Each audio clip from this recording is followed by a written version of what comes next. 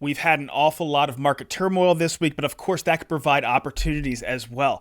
It seems like we've had new developments in the AI space when it comes to Hedera every single week, and this week is no different. We also have a team that is working in the green hydrogen space, and another one that is bringing new retail investment opportunities to the Hedera ecosystem.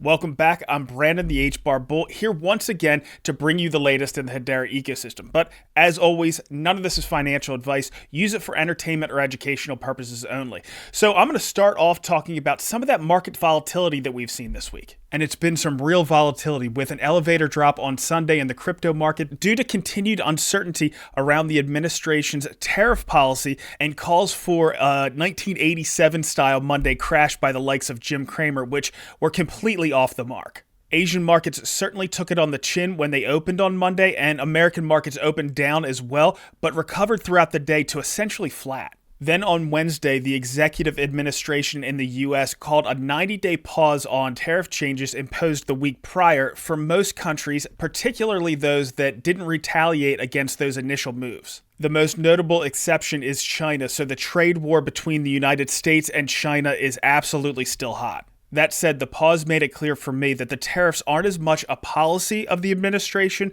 but as suspected by many, it's a negotiation tactic, and one that appears to be working because a lot of those countries are coming to the table to draft new trade deals with the United States. This pause eased fears midweek. There's been an impressive rally since, and as I was hoping in my commentary on Monday, crypto has led that rally. Hours before the tariff pause announcement, Trump posted to Truth Social that it was a good time to buy. Brady from Bonzo rightfully pointed out how crazy this is by comparing it to a CEO saying that it's a good time to buy hours before an earnings call. Trump's post is certainly not one that I would have made, but Trump's gonna Trump. Scott, the Wolf of All Streets, pointed to insider trading when it was noted that bets that the market would spike happened before the announcement, and there might have been some of that, but the post from Trump can certainly explain a lot of it as well. But I am getting a little bit off track here. Getting back to Hedera, the hours before the spike, I was making some moves in case we took another leg lower. I obviously didn't have any inside information on this announcement. But to talk about the moves, I had some USDC on Coinbase that if the market dipped again, I wanted to pick up some additional HTS tokens. So in the past, the best way to get this into the Hedera DeFi ecosystem would be to buy HBAR on Coinbase, send it to my DeFi account, then convert it back to USDC if I didn't want to deal with market volatility. That would have cost nearly 1% in fees alone, but on Wednesday, I sent the USDC to Crypto.com on another network, then the Hedera version to my DeFi account for less than a penny with no market volatility risk, of which, of course, there was plenty on Wednesday. This new on and off ramp support has powerful implications not just for degens like me, but businesses as well. I supplied that USDC on Bonzo in the meantime to get returns north of 10%. I'll wait there for now because, as Postmaster said, we aren't out of the woods quite yet, and anything can happen in these markets, but things are certainly looking a lot brighter than they did earlier in the week. Now let's shift gears over to AI and talk about some of the news that came out of Vertesia. Vertesia is a low-code platform for developing, deploying, and managing specialized generative AI applications, and they announced that Hashgraph is leveraging Vertesia's platform to accelerate the adoption of cutting-edge Gen AI agents and applications across Hashgraph. Lionel, the chief product officer at Hashgraph, said, "Vertesia empowers us to take a strategic, forward-looking approach to AI and Hashgraph, enabling cross-functional collaborations, refined prompt engineering, and seamless integration into our workflows. As we continue to scale our impact, we see Vertesia as a catalyst for unlocking new levels of efficiency and innovation in how we support the Hedera community." The co-founder and CEO of Vertesia also weighed in, saying Hashgraph is demonstrating how quickly enterprises can realize value from generative AI when equipped with the right foundation. They're taking an enterprise-first approach to Gen AI and already seeing meaningful impact across the business. That's exactly the kind of scalable innovation our platform is built to support. While we're on the topic of AI, I'd like to get into a controversial post that we saw come out on LinkedIn this past week. This post was brought to my attention by a trusted source, but they probably did a quick skim through it just like I did. The post highlighted the integration of Hedera into Nvidia AI systems. Now, I read through Andrew's experience and education, and it generally seemed legit, and I posted the link to X. From there, it gained a lot of attention, even making it to several crypto media outlets. Andrew's account had been around since 2020, but there were a few things about the account that called it into question, including the title, which seems to be reversed, and the lack of other information about the individual on the internet more broadly. Now, I contacted Nvidia PR to verify his employment, but I haven't heard back as of yet. Personally, I'm on the fence as to if it's legit or not, but regardless, it's 100% fact that Hedera Tech is going to be embedded into Nvidia chips through Equity Lab. And this is one of the reasons why I didn't question the post. Now, there was two reasons why I was contacting Nvidia. One was certainly to verify his employment to make sure it was legit. And if it was legit, I wanted to get in touch with Andrew to see if we can get some more information. Of course, we are all really excited about the potential for Hedera Tech to impact the world of AI through the Nvidia chips. And of course, that is a huge use case. It could have tremendous potential to impact the Hedera network. All right, so now we're going to move on a little bit. We're going to talk about a team that we've seen partnering with several other teams out there, and this is the team that could provide some new ways for retail investors to engage with the Web3 space more broadly. To do a little bit deeper dive on this team, Origin, I caught up with their CEO, Jonathan, to give us some more information. Jonathan, thanks for hopping on today. We appreciate it. Thanks, Brandon. It's great to be here today. So, Jonathan, to start off, we're going to jump right into these questions. What is Origin?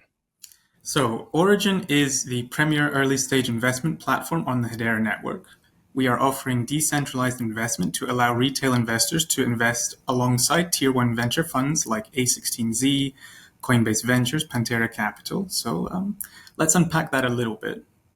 We saw a problem with the VC space after having lived through early cycles in crypto, particularly the ICO waves of pre-2018, where institutional investors were manipulating token launches. They front-ran the token launches, and they ultimately dumped their tokens on retail investors, the retail investors being left holding these bags, thinking they were getting a great deal. I took issue with that, with how VCs were using retail investors essentially as exit liquidity, and I didn't want that to happen to me. So the problem in venture capital is that it really is an exclusive club for the 1%. And in order to take advantage of these early stage deals, you have to be in the know, you have to be in this kind of gentleman's club where you meet certain financial standards and the like. And we saw that as inherently unjust and unfair. The rich are getting richer because they're already rich. Like, this is not the spirit of crypto at all. So with a group of like-minded people we came up with a solution for this problem. And that solution was to flip the VC model on its head. Instead of having VCs dump on retail, we would give retail early access to the same kinds of deals. I mean, that's exactly what we want to hear. So what made Origin want to jump into the Hedera ecosystem? Sure. We are all super familiar with like the benefits and the pros of Hedera, 10,000 TPS, 3-second consensus time backed by this fantastic governing council of world-leading organizations. We chose Hedera because we feel like it has a more mature and a more professional ecosystem than, say, Solana, the degen meme coin network, for example. I see Hedera as a kind of bridge or a stepping stone for us to onboard the Web2 tech giants onto Web3, into the Web3 world. Given that it has this more mature and professional ethos, it feels like it makes much more sense for the traditionally risk-aware Web2 companies to dip their toes into crypto with Hedera. But additionally, recently, the HBAR Foundation has switched it up. They're focusing on retail a lot more than they used to be, and they're focusing on generating hype and excitement for the users. And we feel like this is a fantastic change, an opportunity to showcase and shine a spotlight on all the existing projects in the Hedera ecosystem, which is what we're trying to do at Origin just now. So, Jonathan, what kind of companies are you looking to invest in? So Origin's investment thesis is really quite easy. We call ourselves lazy capital or follow-on capital. We are investing alongside the big guys like Coinbase Ventures, like A16Z, into projects that have secured their interest and secured their research and capital already. So we kind of fill up their tickets once they have made the first move. We follow on their rounds, essentially. And these are some big projects. You've seen this one in the news actually recently, Zoop, which... You've seen all the news there, partnering with the HBAR Foundation to purchase TikTok, hopefully, and bring it into the US, which will be a great advantage for the Hedera ecosystem itself. But that's the kind of deals that we are planning to bring to our investors, something that has a good shot of an upside, but also not too much of a risk profile for them. So, Jonathan, for somebody that wants to participate and invest in one of these entities, how do they actually interact with your platform? Sure, absolutely. This is a great question. We are launching our Origin token very soon, and that's going to be the gate key to access our platform. And if you hold Origin, you will be able to come to our platform and see the deals and opportunities that we're showing there. So we're going to display everything there. You're going to see all the details related to the company. We're going to have a detailed research report that you can peruse. We're going to show the facts and figures related to their company and their TGE event. And essentially, what we're going to do is we're going to allow you to invest in these companies at your own discretion. So you can choose whether to invest or not, which is very contrary to traditional venture capital. So if you invest, for example, $500 or $5,000 in stablecoins, you're going to receive a pro rata share of that company's tokens when they perform their TGE event. And that's how our investment works. And all of these deals that you have, they all have one of those lead investors from a premier VC. Correct. Yes, we call ourselves lazy capital, follow-on capital. Okay, that makes perfect sense. Is there anything else you'd like to pass on before we let you go? I would just like to say that the Hedera ecosystem has been so friendly and very welcoming. I'm very happy to be here in the space, joining great people like Brandon. It's fantastic to be building here, and we're looking forward to staying here long term.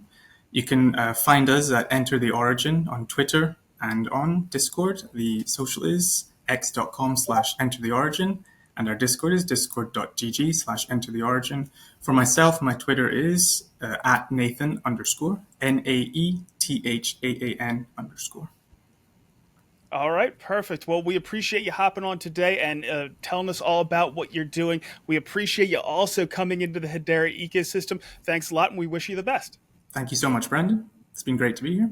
So like I said, Origin has announced several partnerships in the space. They're making some pretty big waves. And from what I've heard in the background, they're making a pretty big deal with Karate Combat. So I'm excited to hear what comes out from that. And to celebrate their partnership with Centex, they went and bought 24 NFTs on the platform, and they're going to be giving those away to people in the ecosystem. And yes, one of those NFTs was one of the Bulbarians. To participate, all you have to do is install the HBARK wallet. You register for their pre-mint and share your HBARK wallet address. And for some extra chances to win, you can reply to their post announcing this giveaway with your wallet address. All right, so the next thing we're going to get into is something that we talked about recently, and that's some new developments that are happening around Chainlink and Hedera. It was announced by Hedera that the Chainlink standard for cross-chain interoperability is live on mainnet. Developers can now leverage the Chainlink Cross-Chain Interoperability Protocol, CCIP, to build highly secure apps that can transfer tokens, send messages, and initiate actions across the multi-chain economy. Chainlink CCIP supports 46 other blockchains, with more blockchain ecosystems being integrated on a regular basis. Secure blockchain interoperability enables users and liquidity to flow into Hedera and expand the thriving DeFi and tokenized real-world asset ecosystems. So I know there was a lot of questions out there considering that Chainlink is on the Hedera Governing Council, but we weren't seeing a lot of collaboration between those two teams. But now we're seeing that in spades, so they're certainly making up for it. So now we're going to move on to Rob Allen taking your questions about the HBAR economy and the Hedera ecosystem. So let's check it out. Rob, welcome back. How's your week going? Hey, Brandon. Yeah, it's great. Really good week. It's getting a bit cooler here now in the fall or the autumn here in Australia, but the work hasn't stopped. So really keen to get into these questions today. Yeah, well, we've had a roller coaster of a week, but like I said, we have some really good questions here, so let's jump into it. HBAR $10 asks, how many governing council members from a single country or region is too much? How does this factor into the governing council voting new members onto the council? It's a great question. There are no specific rules around numbers within a region. But we do try to make sure that there is a balance. The superpower that is Hedera governance and the governing council kind of requires us to maintain a global balance, regional presence. We've done a pretty good job at that so far. Obviously, we decentralize over sectors as well as our rolling time frame. So there's no real specifics. If there were a case where there was a kind of increasing concentration of governing council members in any particular country or region, and there was a consideration for the next candidate that was one again for a region that was under represented versus one that was overrepresented, then I suspect the vote would go to the underrepresented one. But because we're always seeking to maintain that balance. Clearly, there are plenty of other criteria that are included, and a Fortune 20 versus a middle tier business would almost always go for the Fortune 20, or the use cases, right? I mean, if there was a Fortune 20 with mediocre use case and a Fortune 500 in a region which was underrepresented that had a real banger of a use case, then that the decision might err towards the other one. So there's a lot of things in consideration. It's not just region, but we do definitely have an intent and a focus on making sure that we have the balance across the globe as a whole. And it plays out in all sorts of different ways, because we collaborate or we kind of share notes with different focuses. There are global organizations that have access to or seeking access to new markets, maybe, that can be helped through a collaboration. They also may have different use cases per region, because culturally, obviously, there are different ways that these technologies can be used. Yeah, it's very important that we kind of maintain that balance. And unlike some other networks that concentrate around maybe Silicon Valley startups or banking, we've got the whole gambit. And I'm very, very proud of what we've been able to achieve over this period of time, and are continuing to grow. Well, I think you have done a really good job as far as covering the different regions, covering the different sectors. There might be some overweight in some areas, but it seems like they almost pinpointed certain places that needed some coverage. Examples of that might be like Korea. They knew that there's a big Web3 presence there, and we have some good representation there. We have, of course, good representation for Japan, and not quite as much in some areas like Africa or in South America, but those things are coming along. The one place where we see a fair amount of representation is the United States, but it's also a really large country, right? Some of the states in the United States are as big as some of the large economies out there. So it does make sense for that to be a little bit overrepresented. Then we have a fair amount of representation from India as well. We have, I think, 3 council members from there right now, but also there's 1 billion people living in India. So a little bit of overrepresentation there makes some sense. So I think overall you've done a pretty good job. Yeah, I'd actually say that we are very well represented in Africa with the Nairobi Securities Exchange and that's true, yes, and the bank. And the Middle Eastern presence that we have kind of reflects down through Africa as well. So I think there's quite a lot.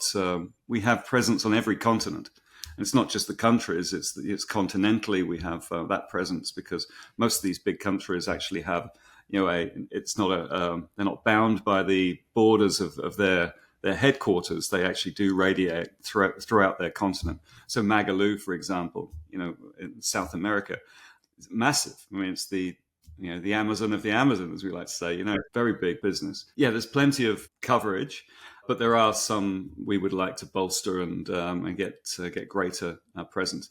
The other thing that having that presence in continents does is the relationships. So those second tier relationships, those governing council members that are flag bearers for Hedera, and we're not all like that yet, but we're getting there. That has a knock-on effect as well, and so that's part of that strategy, really, to ensure that there isn't a moat around those businesses. They like the competitive edge, of course, of using this new technology and being very progressive in that way, but they have a value chain of partners, all of whom ultimately, I believe, will benefit as they integrate into this technology. Yeah, well said. And I forgot about the Nairobi Stock Exchange. We do have some good representation there in Africa. Mm-hmm. So the next one comes from HBAR Maxi, who asks, what's the incentive for a private hash sphere to use the public mainnet? Why would big companies want full transparency if it's not necessary? If you can get the same tech and keep things private, you don't need HBAR. And Rob, I think this goes back to the network effects that you see. The same tech that runs Doge is the same tech that runs Bitcoin, but there's a lot more infrastructure and the network is a lot more developed with Bitcoin. And I mean, Doge is actually a pretty bad example because there's infrastructure built around that as well. There's, of course, a lot lesser coins that are built on similar blockchain technology that have no infrastructure. So there's no value there. I know you're going to have a lot more in-depth answer on this one, but I think this is a topic that it's really good to continue to address. As we've said, I think the last couple of weeks, the HashSphere initiative bridges between private networks and the public network. So you can look at it in many ways. You cannot get scale from a walled garden. Time and time again, we've seen in the early days of the internet, with intranets, with walled gardens, they failed and died. Mobile networks, payment networks, need interoperability between the networks in order to achieve scale, and also to kind of provide far more innovative use cases. So no one believes that a walled garden is the be all and end all, the only way. But there are enterprises that aren't ready to make that full leap into, a Web3 future with full interoperability and transparency and decentralization. So many of these businesses need to be helped on that journey and to be brought forward. And there are use cases where private networks are entirely legitimate, and privacy and security of data and business functionality that is sensitive in terms of its intellectual property or non-shareability, if you like. So there are those use cases. So we have two real drivers here. Then we've got a need to use the new technology in a private way as a baby step towards a strategic adoption of Web3 technology, which most enterprises aren't fully aware that they need to, how far they need to go yet, but a step in the right direction. So the use of HashSphere enables them to do that. There will be, and there are many use cases which can be explored and discovered in that sort of safe space. And as we know, HashSphere is exactly the same technology as the Hedera technology stack. It's just a private version of the network. There will be use cases that then maybe would be helped by having two HashSpheres that interoperate. So two private, secure, secret and safe environments that then interoperate. And you define the pipes, you define the security levels on those bridges. And then at some point, some or many of these businesses will see the benefits of actually opening up public bridges into the mainnet. They may do that because they want to interact with stablecoins or other forms of payment, that exist in the public sphere. And those changes by design are there to be done very simply and easily because HashSphere has the same technology with the same tooling. So any applications that are built on top of it, and it's primarily the applications built on top rather than the HashSphere itself, the applications on top of it can then start integrating with the mainnet as well without actually having to make a great deal of change. So the developer tooling, the experience, the familiarity with the network is all the same.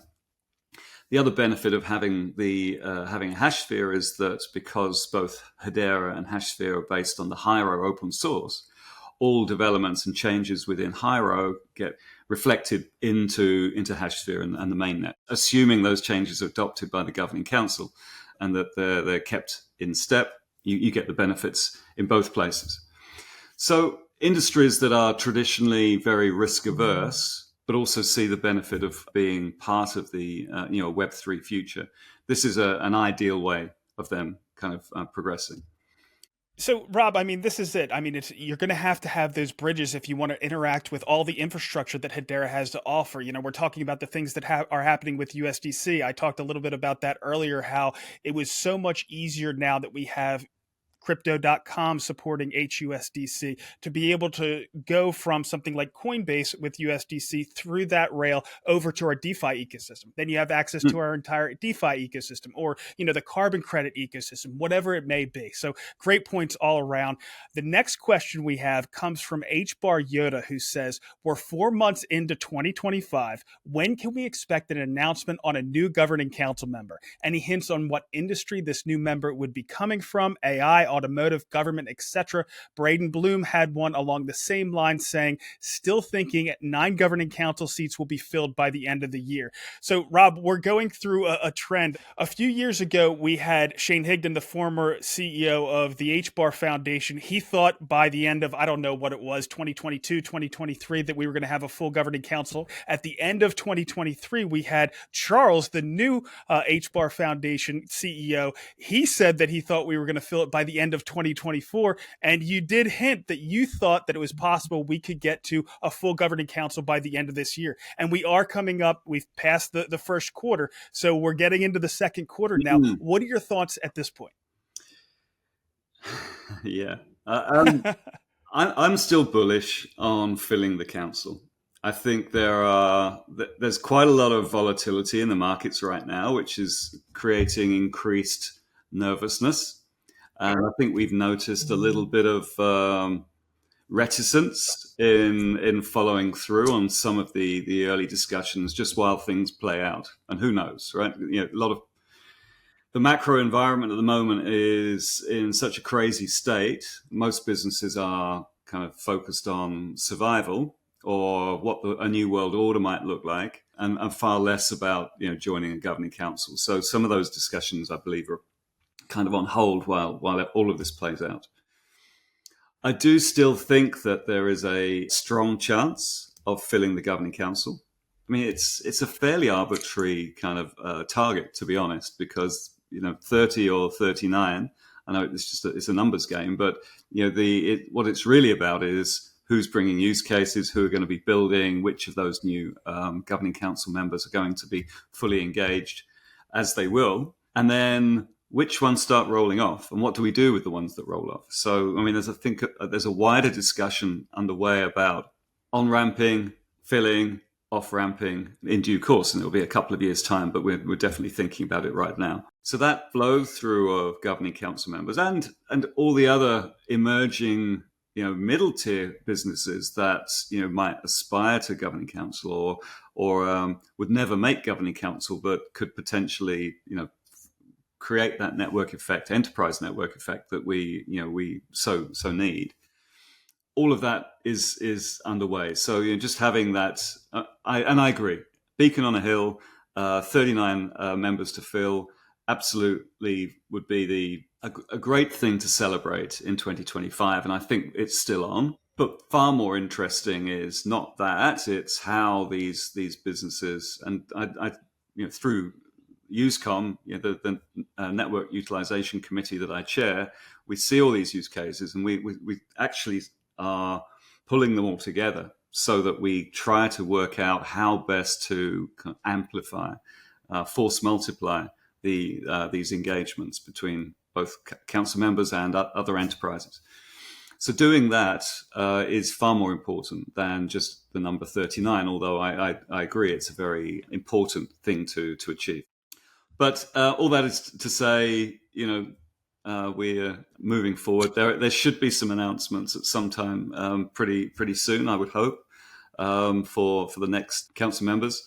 And that pipeline, as ever, is very strong. All right, good to hear. And we're going to be getting that question again here in a few weeks, I'm sure. Okay. So the last one comes from Seisu, who asks, could you comment on smart contract upgradability on chain? Hedera focusing on enterprise doesn't have this, and that worries me a bit. Are there plans to bring this feature to the network in the future? So, Rob, I thought this was an interesting one. It's something that I hadn't considered before, but I'm sure you did a little bit of research before coming on. Well, it is something. I mean, smart contract development isn't my specialist subject, but we do work with a lot of smart contracts, and my far greater minds than mine have advised me. There are patterns, smart contract patterns that one can deploy that support upgradability. So I think what the questioner is saying is, would we support it at a native level, within the EVM? I don't know about that. I haven't seen any hips raised for the EVM to support that. But when one architects a system based on smart contracts, one has to consider upgradability and where it's upgradable. So if you use OpenZeppelin, so OpenZeppelin is a libraries of audited smart contracts that one can deploy or amend, reaudit, and deploy. There are design patterns called proxies, and they've got a thing called Beacon Proxy, which enables you to upgrade smart contracts post-deployment. And then you architect your systems so that you have the business logic kind of enshrined in contracts that don't get upgraded, and you get data enshrined in these kind of proxy parts of that architecture that are upgradable. And OpenZeppelin allows for that. So I think that addresses what and all EVM type chains that can deploy OpenZeppelin smart contracts, or Solidity, will get the benefit of this. And that's the normal approach to upgradability within smart contract systems. It does require a lot of thinking. It's not easy to determine what you would never expect to upgrade. Imagine a new data attribute. If it's kind of part of an immutable, unchangeable part of the architecture, then you're stuffed, right? But if you actually have designed it correctly, such that any potential changes are in a kind of proxy layer, then you're better off. So that's how it's normally done. That we can do that already within our EVM, but at the native level and built into the EVM that we've deployed onto Hedera, I don't know. That's probably a question for Richard Baird or Atul. Well, I can certainly get those guys on as well. I've brought other experts in at times, but Rob, you do a great job overall. Now, we didn't have too much time to do all the questions. Hopefully, we'll be able to revisit some of the other questions we get in weeks to come. But I wanted to see, is there anything else you'd like to cover before we let you go? Nope. Really, really happy to see how things are going, see how Hedera is doing in these times of tumult and volatility, and keep on building, everyone. Some amazing use cases I'm seeing. So keep going. Yeah, there's no question about that. Well, Rob, I appreciate you coming on here once again, and we'll see you next week. Cheers. Take care. So a lot of the stuff that Rob covers is pretty serious, and the next interview that we're going to have is pretty serious as well. So I wanted to do something that was a little bit lighter in between, and it's around promotional apps within the Hedera ecosystem, things that can onboard people into our space. And we've had a few that have done a great job at this. The three that caught my eye this week were Candy, the Barking Game, and SmackUm. But of course, we have the Mouth doing some great work in this space as well. Candy is a cool onboarding NFT and platform that allows newcomers to set up a wallet and claim free airdrops of Candy tokens, as well as some other perks, just to give them a taste of what Hedera has to offer. The Barking Game is still going strong on X, and I love the simplicity of this application. I see all kinds of HBAR replying to posts with the amount that they want to reward and hashtag HBARK all the time. You can find these instructions on the HBARK website, but all you have to do is register your wallet and X account, and you can start participating in this today.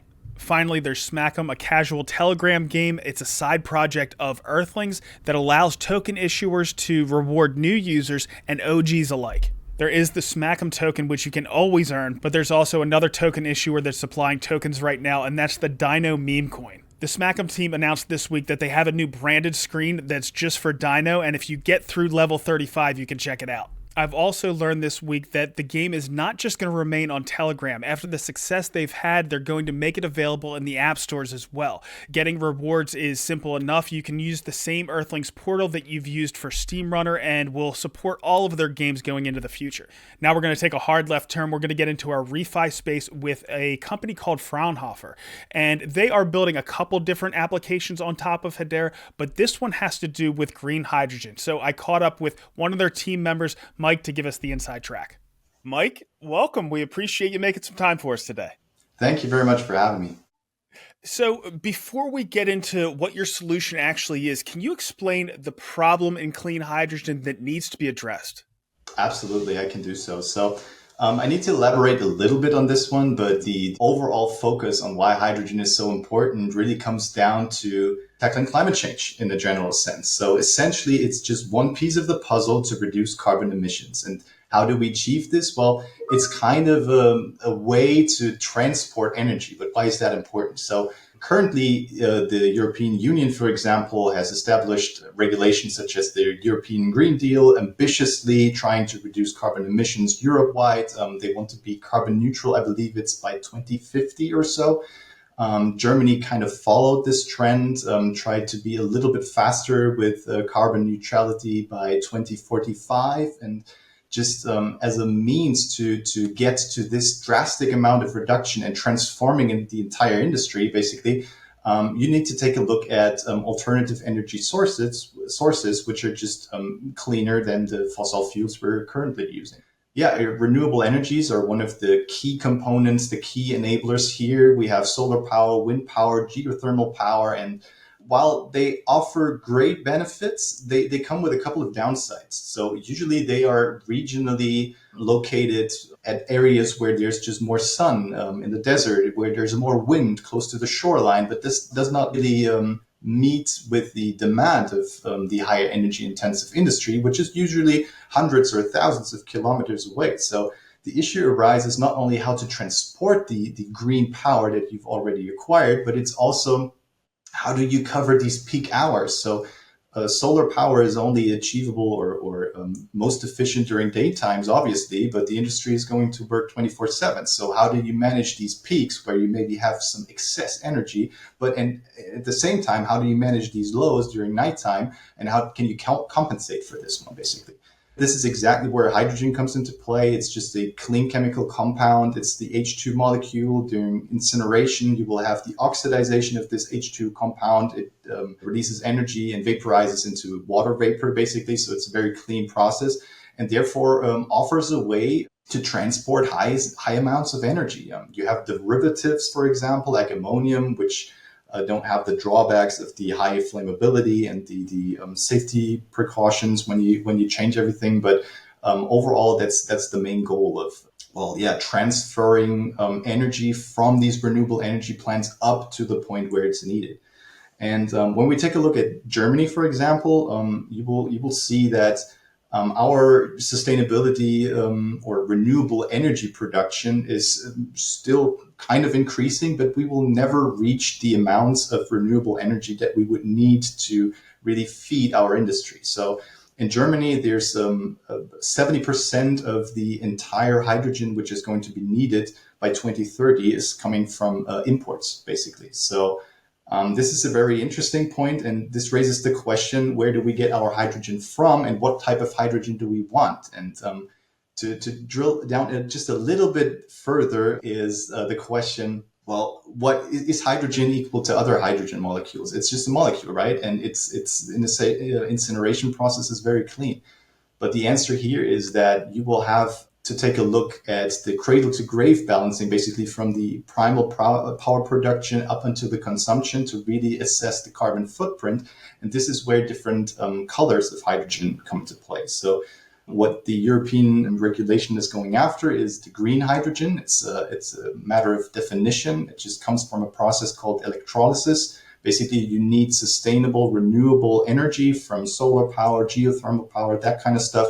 And you put it into the electrolyzing unit, which basically splits up water molecules into hydrogen and oxygen. This is a very clean process, a rather clean process. It's kind of misleading because it does not have a carbon footprint of 0.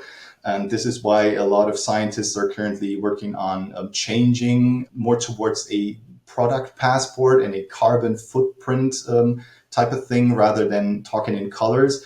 But this is really what you want. And for example, in France, they will also label nuclear power as green power. So therefore, if you have an electrolyzing unit, which draws its power from nuclear power in France, this facility is going to produce green hydrogen. But in Germany, this would not count as green hydrogen because we do not acknowledge nuclear power as green power. So therefore, you can see it gets kind of complicated. And especially when we take a look at how are we going to cover our high demand of hydrogen for our steel industry, the ceramics industry, everything related to heat or power, basically. we're going to have to ask the question, what type of hydrogen are we really getting right now? And this is why it is very important to have solutions such as Green Search to take a look at where does my hydrogen really come from. Well, I love the fact that not only are you tackling the carbon issue, but also the pollutants, because it's so clean when you actually burn the hydrogen. But I want to dive into those solutions. So how is Fraunhofer leveraging Hedera to address some of these issues that you just covered? Well, we came up with basically a initial concept of a proof of origin solution. And I'm just going to show you the mock-up. This is no running solution just yet. It's just a concept. We came up with a solution that basically gathers information across the entire supply chain, from your power producer, from your hydrogen producer, up to the consumers or maybe wholesalers in between. And not only draws together all this information, but it also combines it at the right moments of time and distributes it across the DLT, creating a chain of custody, a proof of origin, which is subsequently handed over through all these steps. What I'm going to show you is that the final result first, and afterwards I'm going to just jump into how the solution works, and it's basically set up. So this is the landing page you're seeing right now. On the left-hand side, you can enter a process ID. This is usually a number which we are going to attach to a invoice, which refers to a certain amount of hydrogen you're going to buy.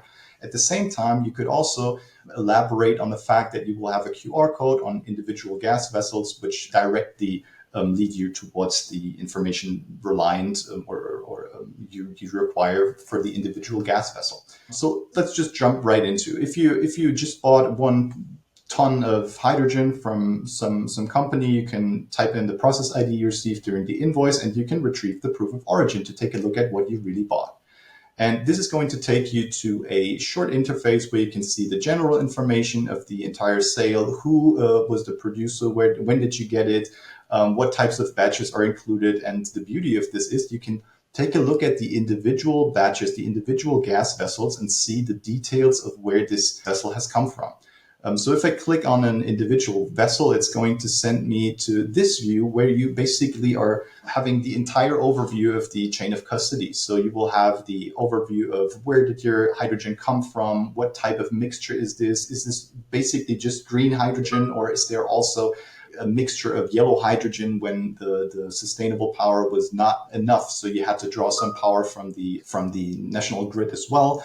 You will have the attached files of safety documentation and that kind of stuff. You will have the overview of the product data sheet, the purity, secondary compounds, that kind of stuff. But really the heart of the solution is, and this is what you're going to really want in a solution like that, the chain of custody, the proof of origin. What steps has this individual gas vessel taken up to the point where you received it?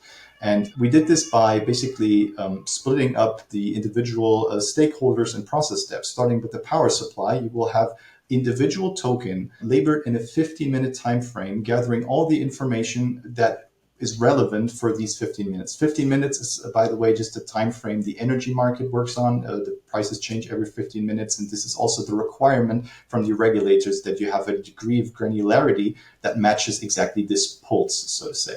The beauty is that if we can take a look at each individual 15-minute segment, you will have additional information of who is the producer, what is the certificate, is this an authorized production process, is this an authorized plant, when has it been produced and where has it been produced, and you basically get an overview of the entire process. And that's basically the key, the goal that we want to achieve. Usually, we talked about this a little bit earlier, we're trying to move away from these color schemes, green and yellow hydrogen, more into a digital product passport, because a lot of the information we're already gathering with the solution is beneficial for other use cases as well. So yeah, there is more to explore in this regard, but let me just briefly walk you through how we gather this information, and then we can talk about the outlook. So as I mentioned before, we're gathering a lot of information across the supply chain. When we take a look at the supply chain, you start off with green power production, the hydrogen production, maybe some transport in between, wholesale and consumption. The first actor or stakeholder we take a look at was the power producer. So this is the dashboard, depending on the role you're taking within the system and where you're registered. I just left that out intentionally to not bore you, but this is basically everything the power producer is going to see. So they are able to create an asset. Usually this table is going to be empty, and they can register an power producing asset, such as a wind turbine.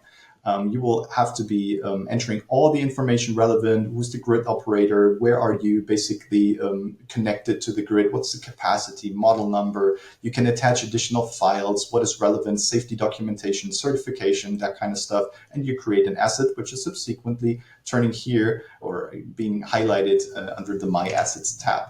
Once you've created everything, you will also see brief performance indicator of your individual assets, so you can basically track the power you're producing.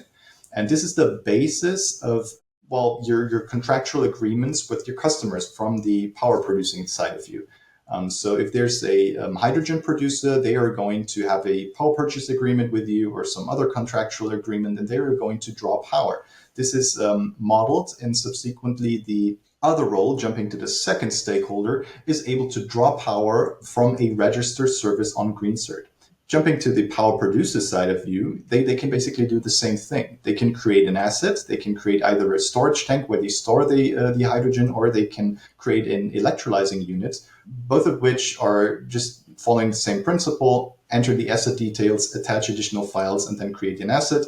What you're going to receive afterwards is basically a mixture of, I draw my power from power producer A, and I use my electrolyzing unit 1 to fill storage tank 2. And where everything comes together is basically this last view, the processing view, where you see the filling levels of all your individual storage tanks and create new process steps. What we mean by that is that you can either choose to consume hydrogen. For example, if you're selling hydrogen not to a wholesaler, but to a high energy intensive industry stakeholder who's burning it for steel purposes or that kind of stuff, then what's going to happen, the information on the token is going to be burned. The customer is not going to be able to resell the token, and therefore we mitigate the double spending problem.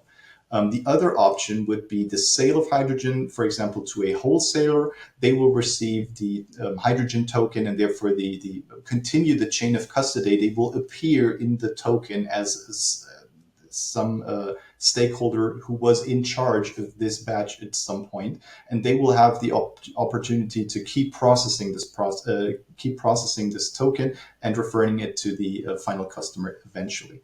So if we move over through the process, you can enter the date, who's going to receive what amount of hydrogen, what type of hydrogen are you going to cover. You can enter the material number of the individual hydrogen bank or gas vessel which you want to cover. So you have even more granularity, and this is basically the basis of the proof of origin we've just seen. So if I go ahead and click next, I can also enter the product information sheets, the certificate of operation, and that kind of stuff. And afterwards, the process step is complete, and it generated a new process ID. This process ID is subsequently attached to an invoice when you're going to sell your hydrogen, and acts as a way to enter the information of the individual batch, leading and closing the circle here to this initial view where you can either jump right into an individual gas vessel by basically scanning the material number we just matched, or by entering the process ID of the entire batch. And that leads us to the proof of origin view again. Mike, I am curious. This information is obviously important for all the different stakeholders that you mentioned there, but how does it actually generate revenue? I'm curious how you make this sustainable from a revenue standpoint. Well, revenue-wise, it depends on who you're going to look at. So the regulator is currently forcing companies to show or to provide more information on their sourcing of fossil fuels or renewable fuels and that kind of stuff. So it's mandatory for all the companies to have an opportunity or to transparently show where their green hydrogen is coming from. So therefore, it's not a matter of revenue, but it's a necessity for companies. And we offer a low effort and efficient way to gather all this information. At the same time, if we take a look at, this is for the consumer side, right? This is for the industry that buys hydrogen. What you also achieve is that you have a higher degree of granularity for your sustainability reporting, again, tackling regulatory requirements. But at the same time, you will also address the needs of the stakeholder of the hydrogen producer, for example. They are suddenly capable of proving that the produced hydrogen is sustainable or renewable, as they can refer to a green production process, subsequently leading to a price premium they can ask for it compared to other power producers who are not able to prove that their supply chain is in fact green. So there are a lot of incentives to really take a look at this from a revenue point of view. All right, understood. So what are some of the next steps, and what's your personal, vision, long-term vision for this project? So right now, unfortunately, I cannot share any news on how we proceed from the conceptual phase to a development phase. We're currently in talks with Hedera to continue to elaborate on the project and continue to basically realize some of our ideas. There are many opportunities, in my opinion, because this is a very powerful tool, because you're gathering all this information leaves several avenues for further research. So one thing I mentioned earlier is, and this is basically the most important point to me, the digital product passport.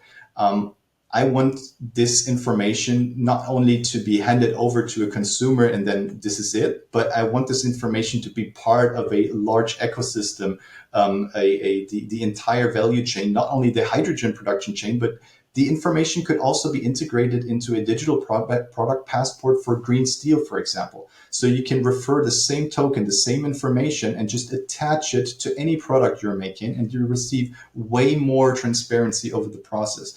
This is very beneficial in many other ways. It's basically the goal I want to pursue afterwards. Well, this is an amazing pilot, as I mentioned. Congratulations on getting to this point, and I appreciate you coming on here and telling us about it. Great. Thank you very much for having me. I've always loved the idea of using hydrogen for fuel. Of course, if you're using electrolysis to get it, the source material is everywhere. It's just water. So you can get as much fuel as you possibly could want as long as you have the energy to get it. But also because it reduces the pollutants out there. It only produces water when you burn it. So it's absolutely fantastic. I love what we're doing here, and I love the fact that Hedera is bringing something new to that industry to make it a little bit more trusted. So the next thing we're going to jump into is Paris Blockchain Week. It seems like Hedera is making a pretty darn big splash. We saw speakers including Eric from Hashgraph and Charles from the HBAR Foundation, and Hedera had good representation at their booth too. Mingo was highlighting a new immersive environment that we're going to hear a lot more on in the weeks to come. I was able to get a hold of a demo and walk through the mock-up, and I could envision meeting up with other HBARbarians in a virtual conference. So hopefully we're going to hear more about that next week. But coming back to this week, we heard that Hedera has joined Global Digital Finance. This group is helping to shape standards, trust, and responsible adoption across the digital asset space. Through open collaboration with regulators, builders, and innovators, the goal for this group is clear: to move Web3 forward responsibly. And before we get into network analysis, we've been hearing a fair amount about BlockNodes recently, and BlockNodes are going to be necessary for state proofs on Hedera, which are in turn necessary for sharding. And we're going to need sharding to have essentially unlimited scale on the Hedera network. We've been excited about that for years, but we're just figuring out how they're going to do that now. And there was a little bit of an explanation that was posted around BlockNodes, so I thought I would share it. The fundamental thing to think about with respect to these BlockNodes is they're totally permissionless. Anybody can run one. And it works because you don't have to trust the block node. All the proof is in the block because the block was produced by the consensus nodes and they signed the block. So you know, if you got that block on a clay tablet 100 years from now, 1,000 years from now, you could turn it into bytes, you could verify the signature, and you would know that block was absolutely produced by the consensus nodes. There's no doubt about it. It doesn't matter how that thing was given to you. If you have a block, you can independently verify everything that's in it. A state proof out of it, a proof that some message or memo or something was in that block, proof that a transaction was in the block, all sorts of things you can prove just from having the block. And that was really an important design criteria, was to carry that trust with the block. And so anybody who gets one of those blocks has the full trust in the network that the data in there is trustworthy. And so you can pass that around. It can go through as many different block nodes as you like. It can go any kind of complicated network, and you can verify all the way back to the consensus network that everything is trusted in there. You don't have to trust every party that passed it to you. Now, we have plenty of scaling right now with just one shard on Hedera, but it is going to be necessary in the future, so it is interesting to see how they're actually going to pull that off. With that, let's go ahead and jump into some network analysis. We haven't seen much change in the overall network throughput. We're still seeing about 10 TPS and a sub 3-second time to consensus finality. Account creation was really impressive this week with over 150,000 added. There were 620,000 NFT transfers this week, 40,000 fungible token transfers, not including HBAR, and 1.2 million smart contract calls. That's the most smart contract calls I've seen in a while, and it's likely coming from our DeFi ecosystem, and at 5 cents per call, they should be generating significant revenue. Moving over to the HBAR and crypto markets, we already covered the crazy volatility this week, but for all that, Bitcoin is flat on the week and up 5% on the day to just under $84,000. Wednesday through this morning, HBAR had been outperforming, but it dropped throughout the day, knocking some of that shine off. We had made it back up to number 14 on the CoinMarketCap list, but have since fallen back down to number 18. We're down less than 0.5% over the past 24 hours and up 2% on the week to 16.8 cents. Taking a look at the chart, it's possible we could have some support at 16.5 cents, and as we said was possible in the last show, 18 cents is looking like resistance. My hope is we push back through 18 and flip that to support again. Looking forward to next week, we are going to have a DeFi corner with Brady on Sunday, so if you're a DGen, check back in for that. As always, we're going to get Rob back for another Shark Bites, so if you have any questions on the HBAR economy or the Hedera ecosystem, drop those down in the comments. In addition, I'm going to get Ediswap to come on to give us a demo for transferring USDC directly from another network over to the Hedera network without having to go through all those centralized exchanges. In addition, I'm also going to be going on the Paul Barron network. It seems like we're going to record on the 23rd, so at some point after that, I'll be showing up on his show, and I think he has 1.6 million followers, so we're going to get some exposure for Hedera and the HBAR on that. That's all we got. We'll see you in a week.